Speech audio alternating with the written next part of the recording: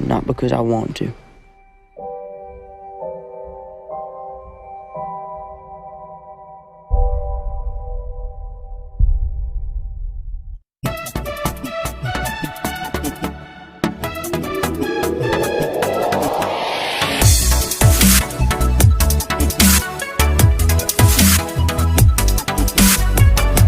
Assalamualaikum warahmatullahi wabarakatuh. Waalaikumsalam warahmatullahi wabarakatuh. Dia kenapa deh? Kayaknya dia lagi ada sedikit sesuatu. Lagi exciting ngebahas film yang sekarang. Ya, filmnya itu baru rilis di Netflix dan heboh karena pemain-pemainnya udah bertabur bintang ya. Ya, blockbuster semua pemain-pemainnya. Jadi sebelum kita lanjut untuk ngebahas film ini, apa dulu Soli? Jangan lupa untuk tekan tombol merahnya, subscribe channel ini. Kalau misalnya suka nanti boleh di like dan juga ya ampun, ditekan loncengnya. Mohon maaf ya, ini agak beribet. Diaktifkan loncengnya. Jadi kalau misalnya kita update video terbaru, pasti dapat notifikasinya. Dan juga jangan lupa untuk follow Instagramnya di sini. Dan juga aku, dan juga dia. Nanti aku tulis di deskripsi box. Nggak mau ditulis ya? Nggak mau ditulis. Ini dia posternya, tolong ditampilin dulu nih. Posternya sebelah sini. Langsung ya, banyak banget case-case yang kayaknya gak nyangka bisa beradu acting dalam satu film. Dalam satu film. Gak nyangka banget sih. Terus kita bahas dari apa dulu nih? Jadi film yang akan kita bahas itu judulnya The Devil All the Time. Salah satu produksi Netflix yang menurut kita tuh lumayan budget gede kali ya, karena pemainnya udah blockbuster semua. Tuh udah pemainnya itu ada siapa aja Suli? Ada Tom Holland. Ada Tom Holland. Terus ada Peter Parker ya? Iya. Dan ada my idol Robert Pattinson. Michael Land. Bukan lagi. Yes, ada Robert Pattinson, kemudian juga ada Bill Skarsgård. Bill Skarsgård, ada Riley Coe, ada Jason Clarke, Sebastian Stan, dan masih banyak lagi. Bintang-bintang yang menurut kita di satu film itu yang filmnya pun beda dari background mereka ya. Jauh banget sih. Tapi ini benar-benar jadi suatu hal yang baru juga ya.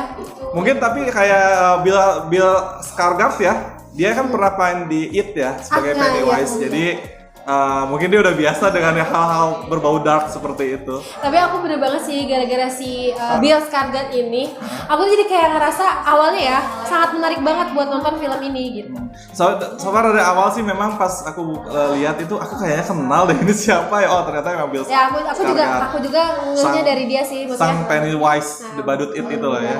So film ini itu salah satu yang ditunggu-tunggu sih sebelum film Enola Holmes ya. Iya, sebentar lagi akan tayang. Minggu depan ya? Minggu depan Enola Holmes. Nah, film ini bercerita tentang perjalanan seorang anak sih sebetulnya awalnya yang namanya Arvin Russell. Ya, Arvin Russell yang dari kecil itu dia udah kehidupannya itu udah kayaknya nggak ada kebahagiaan nggak sih? Nah memang pada dasarnya film ini tuh memang bergenre thriller psikologi. Benar. Jadi kalau misal memang dan ratingnya juga udah rating 18 plus ya. Kalau di Indonesia mungkin 21 plus. Karena memang nonton di Netflix pun harus mengundangkan PIN ya. Karena memang film-filmnya juga itu kan memang mengandung unsur kekerasan, seksualitas juga, kemudian juga terlalu dark psychologist layaknya film Joker waktu itu ya. Itu Joker, dark psychologist. Jadi kalau memang anak di bawah umur mau nonton mungkin dibimbing sama orang tua. Ya, jadi kalau misalnya ada adik gemes lucu yang mau nonton film ini jangan lupa didampingi sama orang tua atau memang sekiranya nggak pantas ditonton mendingan nggak usah. Karena memang terlalu riskan ya. Tuh, jadi perjalanan Alvin awal filmnya itu berceritakan soal siapa tuh yang ayahnya itu? William Russell. Jadi dia itu veteran perang di perang Pasifik di Amerika sana ya. Jadi dia itu kayak prajurit gitu. Terus dia itu baru selesai perang lah kalau menurut kita ya, selesai perang. Terus itu sih maksudnya sweet banget sih adegannya. Yang ketemu sama ini Charlotte di ini. Betul banget. Aku pikir justru awalnya dia tuh bakal suka ketemu sama si Sandy. Karena awal itu si Sandy justru yang first impression di shoot tuh dia dulu. Padahal malah kita dibingungin ya, terus Sandy ketemunya sama si Carl dan si Charlotte itu. Si Charlotte ketemu sama ayahnya si Bill Skarsgård itu, sama si William Russell itu. Nah itu pertemuan first impressionnya kayak gitu sih. Sebetulnya memang kalau memang ngomongin tema dari film ini itu lebih ke agama ya sebetulnya dia. Ada agamanya juga. Agama ya, lebih ke agama-agama yang Jadi kan memang di film ini tuh ada beberapa orang yang terlalu konservatif soal agama ya. Ada. Ya, yang kayak misalkan orang tuanya. Neneknya ya. Enggak, orang tuanya si Bill Skarsgård itu kan dia ya, agamais banget. Iya, itu si neneknya si Tom Holland maksudnya. Nah, itu dia tuh agamais banget. Nah, di film ini tuh mengajarkan kita bahwa orang yang lu beragama pun nggak tentu bener hidup lo gitu. Iya benar. Iya benar. Cuman kayak aku dapetin nilai-nilai agama itu agak sedikit jauh sih, maksudnya di awal-awal masih kayak aku masih bingung dulu. Emang bingung memang betul. Jadi pas awal itu aku pikir kayak filmnya ini bakal aku kan nggak spoiler sinopsis enggak. Jadi aku kayak mikirnya ini bakal film peperangan nih. Terus aku suka banget sama settingnya di tahun 57 ya? Ya 1950-an lah. 1950-an. Nah, kan seperti aku bilang di video sebelumnya, kalau aku tuh suka banget sama setting di film di tahun-tahun 20, 30 tuh aku tuh suka banget karena memang dia film ini tuh mengangkat keadaan dia mana setelah Perang Pasifik melawan Jepang. Makanya kan dia di awal scene itu nanti diliatin kayak mayor siapa gitu yang disalib yang udah itu jijik banget. Ya itu udah mau mati gitu ya. Terus di akhirnya karena gue nggak tahu sih ya, kayaknya memang prinsip seorang tentara itu daripada temen lu menderita mendingan lu mati. Betul, scene itu aku pernah nonton di film Money Heist yang Helsinki yang matiin itu. Merinding. Karena apa? Merinding itu ngebayangin salib yang ada lalat-lalat. Iya itu. Nah dari situ siapa sih yang si Bill Skarsgård itu lah mikir kayak gue berdosa nggak sih ngebunuh, gue berdosa gitu sampai dia mau dijodohin kan sama si Helen. Sama Helen itu mau dijodohin. Helen tuh siapa sih kalau di peran di sini? Mia Wasikowska. Ya, dia tuh mau tadi sama mamahnya itu mau dijodohin sama dia ya, tapi karena dia nggak suka karena dia udah punya Charlotte. Si Charlotte itu dia akhirnya menikah lah dan punya anak namanya si Arvin yang dipintangin Tom Holland. Dan apa ya? Sweetnya itu kan pas pertemuannya itu si papanya itu si William Russell ini suka karena si Charlotte itu ngasih ini kan kayak kue gitu ya? Ya dia ngasih makanan ke tunawisma, terus dia bilang wah lu baik juga ya gitu. Padahal sambil ngerokok dua-duanya. Iya, maksud gue tuh kayak gitu maksudnya apa ya? Style itu nggak bisa. Iya itu maksudnya. Nggak bisa mencerminkan siapa diri lu gitu. Dia kan manis banget sih Mas Charlotte itu ya. Akhirnya dia menikah lah, kemudian dia pindah ke satu tempat di mana sih? Di Ohio ya. Nah setelah mereka menikah, kemudian dapat Arvin, baru umuran kecil bayi ya. Masih bayi, masih gemes banget. Mereka pindah ke Knoxville di Ohio. Jadi di bukit gitu sih dia kayak di perkampungan ya? Perkampungan, pedesaan, tapi tuh nggak deket sama rumah-rumah warga. Iya, jadi kan dibilang kan rumahnya agak jauh di bukit gitu. Nah, di situ pun karena dia waktu itu agak menyesal karena ngebunuh itu ya. Nah, dia bikin kayak dia tuh percaya lagi sama Tuhan gitu. Dia mau bahwa ingin menjadi orang yang lebih baik lah pastinya kan punya keluarga juga. Makanya dia kan kirim kartu pos ke mamahnya yang dibilang, aku udah mulai berdoa lagi nih mah, karena mamahnya memang agamais banget gitu. Di situ dia bikin satu rumah doa di tengah hutan sama anaknya. Makanya anaknya selalu kalau misalnya ada kejadian apa hari ini kamu ceritakan sama Tuhan. Iya, dia bilang kan harus jujur nggak boleh bohong. Harus jujur nggak boleh bohong karena Tuhan tahu kalau kamu bohong. Di satu saat si Charlotte-nya kena cancer, terus dia berdoa banget sama Tuhan bahwa Tuhan tolong angkat nih istri gue penyakitnya. Gue percaya sama lu bisa ngangkat penyakitnya istri gue. Pada dasarnya memang ya nggak bisa gitu kan ya. Tapi pas kan dia tuh kayak minta untuk anaknya juga berdoa ya. Iya. Kan anaknya tuh jadi kayak diem gitu. Terus kenapa lo diem? Kalau kata kita sih ya, tapi sih lo diem. Sampai dipukul-pukul gitu kan. Itu menurut kayak dia sakit juga nggak sih? Sakit ya. Dia tuh udah hopeless gitu, mau gimana lagi? Istri gue mau meninggal gitu. Dan itu sayang banget ya dia. Akhirnya meninggal, kemudian juga pas di malamnya, paginya pemakaman istrinya, malamnya dia bunuh diri. Iya itu, Tapi sebelumnya dia ngorbanin si Jack ya, anjingnya kasihan banget karena dia bilang nyawa bisa diganti nyawa, dia bilang itu sebuah persembahan buat Tuhan. Tapi untung bukan anaknya loh yang dikorbanin, gila. Anaknya udah kasihan juga ya, udah teriak-teriak. Parah sih. Pas malamnya kan setelah pulang dari pemakaman dia dikasih pie. Iya itu weird itu apa ya? Dikasih apa ya? Dikasih pie, udah gitu makan pie kan belepotan gitu malam-malam dia mau nguburin anjingnya secara layak. Yang ketemu malah mayat si ayahnya. Terus dia tuh kayak di kamar sebelum dia kan kayak makan pie itu lumer-lumer kan ke mulut, dia bilang, Jack andai kamu ada di sini gitu, kalau ada bahasa kita ya, kalau kamu ada di sini pasti aku gak akan sendirian, gak akan kesepian gitu. Tapi kan misalnya ayahnya udah ngebunuh si Jack itu kan, terus dia bilang kalau misalnya kenapa ibu tuh aku pun bisa memberikan apa ya, kuburan yang layak lah ya, ya. gitu. Padahal sebenarnya si Arvinnya nggak pernah dendam loh sama ayahnya di selama film ini berlangsung. Nggak ada sih Nggak ya, ada so far dendam. nggak Nah, ada. dia diselamatin sama kayak satu polisi gitu ya. Polisi dan ada warga. Ada warga. Satu Itu warga. warganya yang Yang ketemu lagi sampai Iya, dia tuh penjaga pom bensin kalau kata kita mah. Itulah selang berlalu. Nah, ternyata yang mau dijodohin sama si Bill Skarsgård ini Helen, dia nikah sama pendeta. Pendeta, tapi pendeta gila juga sih kalau gue. Sama kayak Abil Askar gitu. Dia tuh minta ke pembuktian itu Tuhan tuh ada bisa menunjukkan mujizat. Sebetulnya dia nggak bermaksud ngebunuh istrinya loh. Itu tuh cuman mau nyoba bisa nggak sih Tuhan ngebangkitin lagi dia setelah dia bunuh ya. Gila. Maksudnya itu kan kenapa dia melakukan itu karena sebelumnya dia itu kena laba-laba ya. Iya, jadi ya? dia kan selalu atraksi gitu dia. Ya. Tuhan tuh melindungi saya kata dia bilang. Nah, makanya dia ngejatuhin laba-laba ya ternyata dia disengat. Suatu dia disengat terus dia kayak mengasingkan diri di dalam lemari. Karena bengkak parah dia bilang gitu. Suatu saat kayak gitu dan dari pernikahan mereka itu dapatlah si anaknya ya. Si Lenora. Lenora itu karena si Helennya dibunuh, Lenora diurusin sama neneknya si Arvin. Pun karena nggak sengaja, karena dia tuh mau pergi terus nitipin karena si ibunya Lenora tuh punya surat untuk neneknya, sama satu juga si ayahnya tuh si Roy mau ngajak si mamanya sebenarnya pergi. neneknya itu respect sama si Helen tuh karena dia yatim piatu. Iya betul gitu. banget. Jadi gue mau jodohin, gue udah janji sama Tuhan kalau misalnya si Bill Skarsgård balik dari perang, gue bakal jodohin sama dia. Ternyata kan dia punya pilihan lain, tapi kan si mamahnya juga nggak konservatif gitu, nggak lu nggak boleh lu gitu nggak gitu kan. Tapi ada satu conversation di mana mamanya bilang kalau emang bukan sama anakku, semoga dia dapetin orang yang lebih baik. Dan mungkin karena si Roy-nya pendeta, jadi ekspektasinya tinggi ya. Betul. Ternyata tidak salah Anda, dan nenek. si neneknya bilang gitu kan, bilang bahwa Arvin, ini adek tiri lu. Iya, pas ketemu gitu. Itu ini banget sih maksudnya. Dan si Arvinnya emang sayang banget sama si Lenora itu, sayang banget. Makanya pas dibully di sekolahan, kan ayahnya mengajarkan bahwa lu kalau mau balas dendam, lu lihat timing yang tepat. Iya.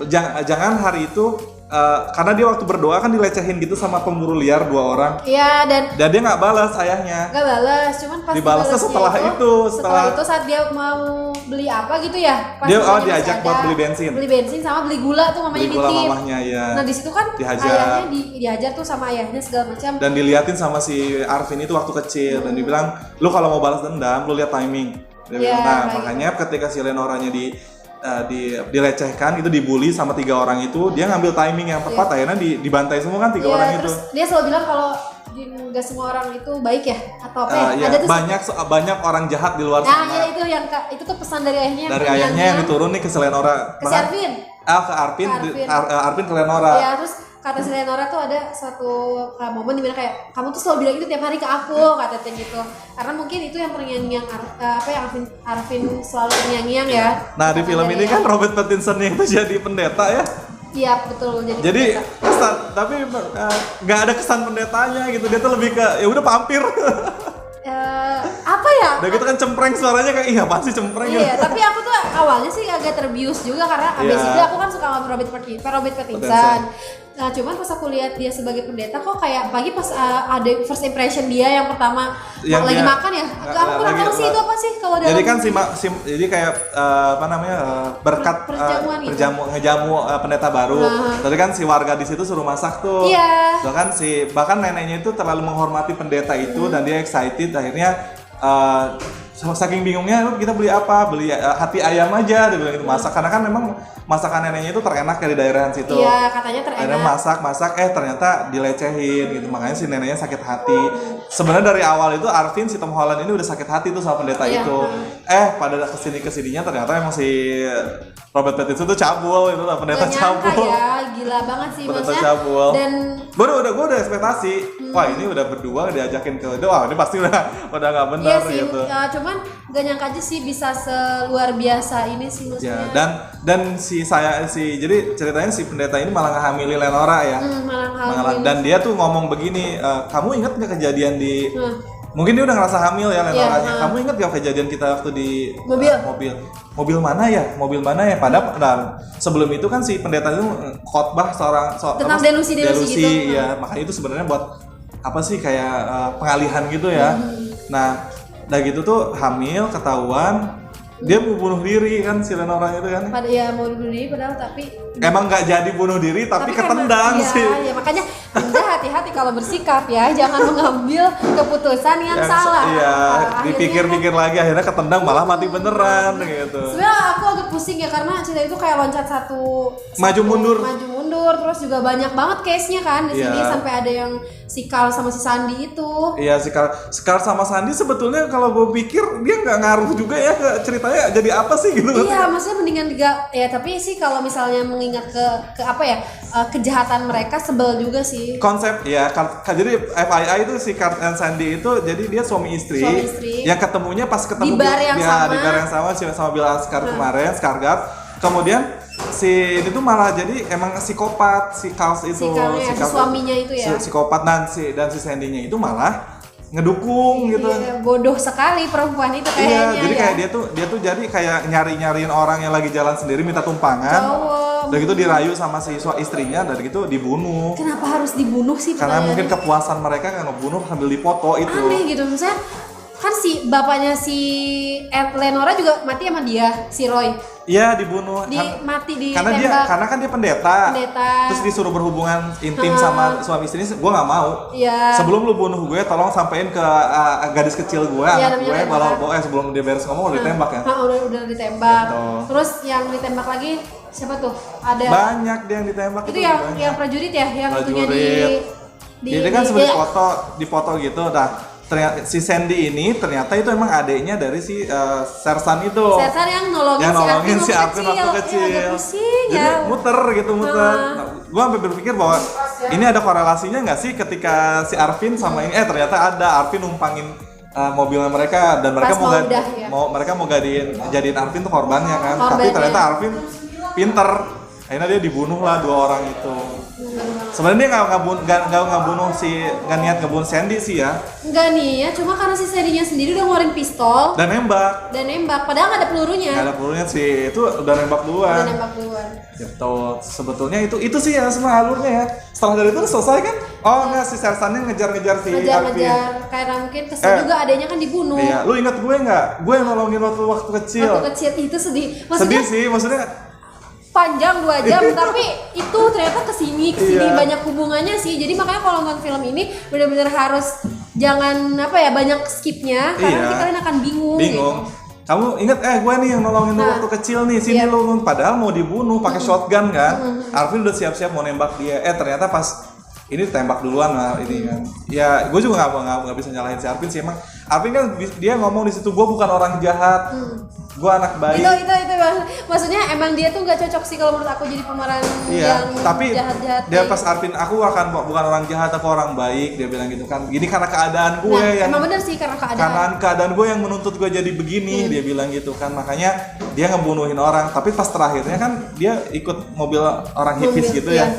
Nah, di situ diceritain gue mau jadi apa sih nanti, gue juga pengen punya keluarga bahagia kayak bokap gue gitu. Tapi pas awal-awal gue berpikir bahwa film ini bakalan mengebuat si Alvin itu jadi psikopat. Ketika emang dari kecilnya itu yang udah diperlihatin kekerasan, tapi ternyatanya enggak gitu. Sih, enggak. Lebih ke kehidupan aja ya sih itu mah ya.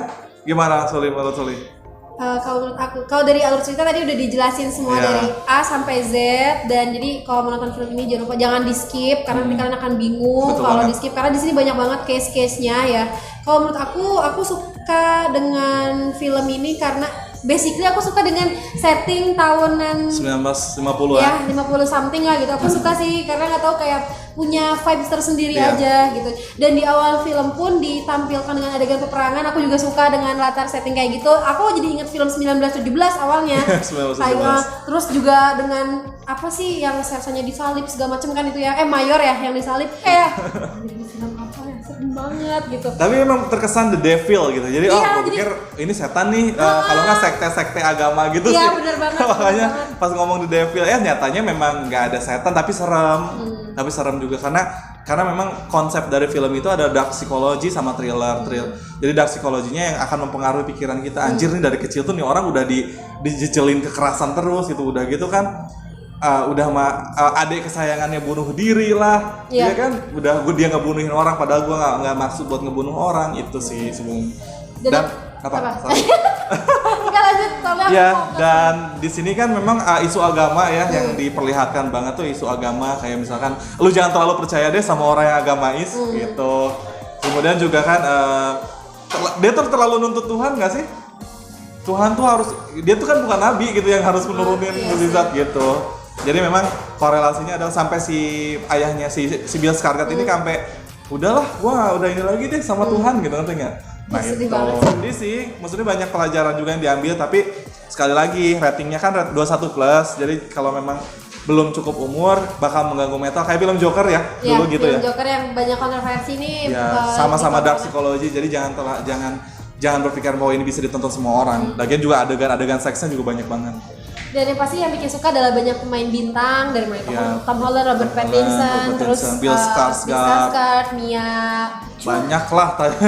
Dan jangan lupa si Serif ini FYI ya, yang jadi kakaknya Sandy tuh si Sersannya itu tadinya itu mau diperanin sama Chris Evans loh. Chris Evans sih, Chris yang kasus Evans. kemarin di Twitter. Iya, kemarin Chris Evans kasus itu gila sih, Iya, sampai bingung. mau jadi Chris Evans. Tapi karena something like that akhirnya digantilah dengan pemeran yang sekarang itu gitu. Jadi bayangin kalau Emang Netflix ngegelontorin dananya emang parah gede sih, ya. gila aja Niat kalau banget. beneran itu Chris Evans kayaknya bakal makin seru gitu ya Iya. kalau makin hype gitu ya. dengan Tapi memang cast-cast oh ya. bintang banyak. Ya, jadi memang film ini tuh diangkat dari sebuah novel berjudul sama karangan siapa? Donald Ray Pollock pada tahun 2011. Dan itu novel bestseller. dan dapat banyak penghargaan, makanya diangkat oleh Netflix kayak gitu. So kalau memang mau nonton film ini harus benar-benar teliti. Tapi 2 jam aku sih nggak ngerasa bosen ya. Iya, dengan narator yang Ya ada dia pakai narator, jadi dia Dan pihak. itu naratornya Donald Ray Pollock loh. Oh itunya penulisnya sendiri ya. Jadi kita tuh diceritain dari pihak ketiga ya jatuhnya ya. Jadi dia diceritain gitu cerita. Jadi pas si ininya begini dan yang paling bikin pusing itu adalah maju mundur 5 tahun, betul. 2 tahun, 7 bulan, 5 bulan kemudian ya itu yang bikin pusing. So far sih aku sih suka ya dan daripada kritikus film dunia mengakui bahwa ini acting terbaiknya Tom Holland. Jadi dia bisa ngeluarin karakter si Peter Parker-nya Pak itu gue tuh cuma nggak hanya bisa acting sebagai Peter Parker doang gitu. Kalau aku dari 2 jam 18 menit aku nggak bisa bilang film ini membosankan enggak, karena dari menit 30 menit awal tuh aku suka, walaupun di pertengahannya agak mulai garing karena banyak alur cerita yang kebanyakan conversation, terus belum ada adegan-adegan yang bikin karena kan pertemuan si kehidupan Lenora sama si Arvin tuh pas pertengahan 30 menit ke depan, jadi aku kayak agak sedikit mulai ngantuk, tapi setelah mau akhir-akhir banyak adegan Tapi memang segala macam yang bikin aku kayak apalagi ya gitu. Tapi memang klimaksnya itu di 30 menit terakhir sebetulnya ya kan. Mana klimaksnya nggak ada kan, sebenarnya ngalur aja gitu datar. Nah di 30 menit terakhir mau selesai film baru tuh bener-bener klimaksnya di situ. Langsung kasih rating aja. Ya, tinggal sekali ratingnya. Langsung rating. Kalau menurut kamu berapa? Aku lihat dari effortnya, kemudian dari actingnya juga bagus. Ada beberapa yang nggak suka, aku kasih 8 deh. Oh 8 ya, baru 8. aku juga sama 8. Karena effortnya bagus, kemudian settingnya juga bagus. Acting nggak usah ditanya lagi, Bill Skarsgård udah oke banget ya kan. Kemudian Tom Holland juga oke banget. Robert Pattinson meskipun terlalu ke bawah vampir juga. Iya sih. Masih Dan tua oke ya Robert Pattinson ya, gak nyangka loh. Aku suka dulu dia dari Twilight yang gemes-gemes gimana gitu. Dulu zamannya Michael Mann. Bukan lagi Michael Mann. So buat kamu yang masih pengen nonton film ini, masih baru rilis di Netflix, jadi tonton di platform yang legal. Di Netflix jangan lupa nonton ya. Kita hargain karya-karya para sineas yang mencurahkan segala idenya all out di film ini. Dengan cast yang sangat luar biasa. Cast yang luar biasa. Dede Tom Holland. Paling itu aja sih dari aku ya Suli. Ya, paling itu aja dari kita review tentang The Devil All the Time. Ya, kalau punya perspektif lain boleh ditulis drop di your komentar ya. comment di bawah ini, dan kira-kira minggu depan harus bahas film apa Ya pasti lagi? Enola Holmes. Bucin Cuties. rilis loh hari ini. Ya, Bucin, Cuties. Cuties juga aku mau review. Siap. Tapi kalau kalian punya pandang lain, boleh kalian drop di komen di bawah ini. Kalau suka di like dan tonton video lainnya juga. Karena saya Movie Freak bakal banyak ngeluarin film-film yang lebih bagus lagi dan kita akan review kayak gitu. So, saya Sahe 12 TV. Dan saya Suspatika, terima kasih sudah nonton sampai selesai. Goodbye. Bye.